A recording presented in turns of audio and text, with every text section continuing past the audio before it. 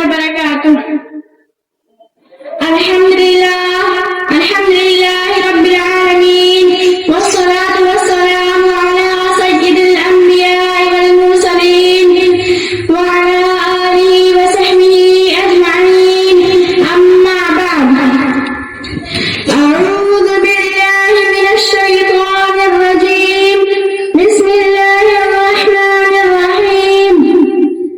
يا أيها الذين آمنوا اجتنبوا كثيرا من الظن إن بعض الظن إثم ولا تجسسوا ولا يغتب بعضكم بعضا أيحب أحدكم أن يأكل لحم أخيه ميتا فكرهتموه واتقوا الله إن الله تواب رحيم. صدق اللہ العظیم.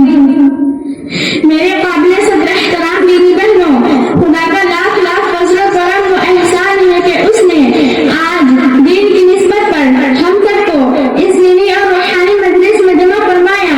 ایسی مجلس میں بیٹھنے والیوں پر اللہ کی طرف سے مغفرت کا اعلان ہے. بہت مبارک ہے وہ خواتین جن کو دین کی فکر رہتی ہے اور وہ دینی مجلسوں میں حاضر ہو کر خدا کی خوش نوری حاصل کرتی ہے.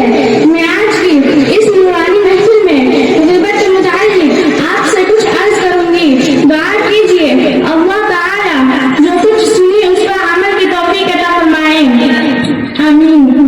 میری پیاری بہنوں، سب سے پہلے ہمیں یہ جاننا ہے کہ غیبت کسے کہتے ہیں. تو سنیں، غیبت کہتے ہیں کہ کسی کے پیٹ پیچھے برائی کرنے کو. ایک مرتبہ پیارے آقا صلی اللہ علیہ وسلم نے صحابہ کرام رضوان اللہ علیہم اجمعین سے فرمایا، کیا تم جانتے ہو غیبت کسے کہتے ہیں؟ اتدرون ما الغیبہ؟ تو صحابہ نے جواب دیا، اللہ ورسولہ اعلم. اللہ اور اس کا رسول زیادہ بہتر جانتے ہیں.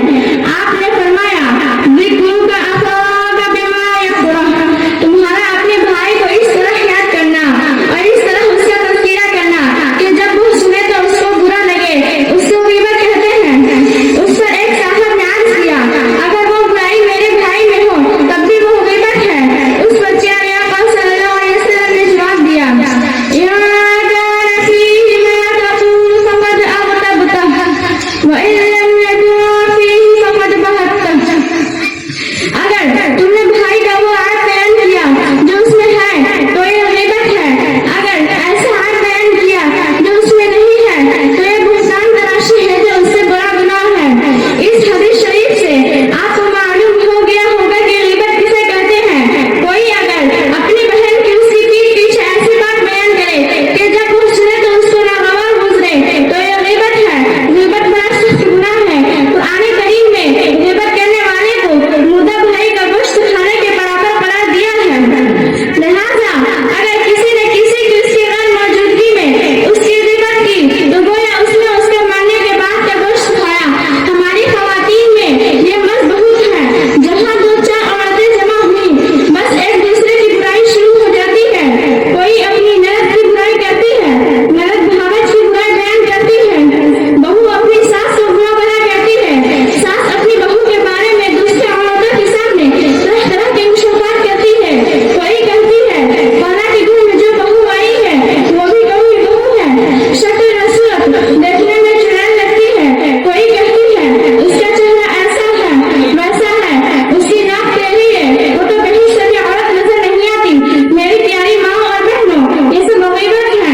اس کا بہت بڑا گناہ ہے. اس طرح غیبت کرنے سے ہمارے اچھے عمل ختم ہو جاتے ہیں اور یہ ہماری نیک عمل اس کو مل جاتے ہیں جس کی ہم غیبت کرتی ہیں.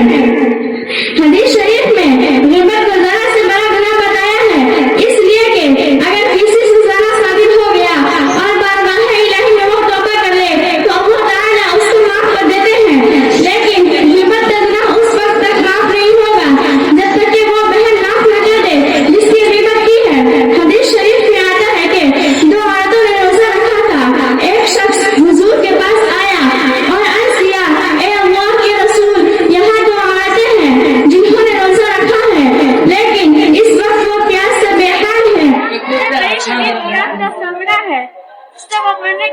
क्या हो गया?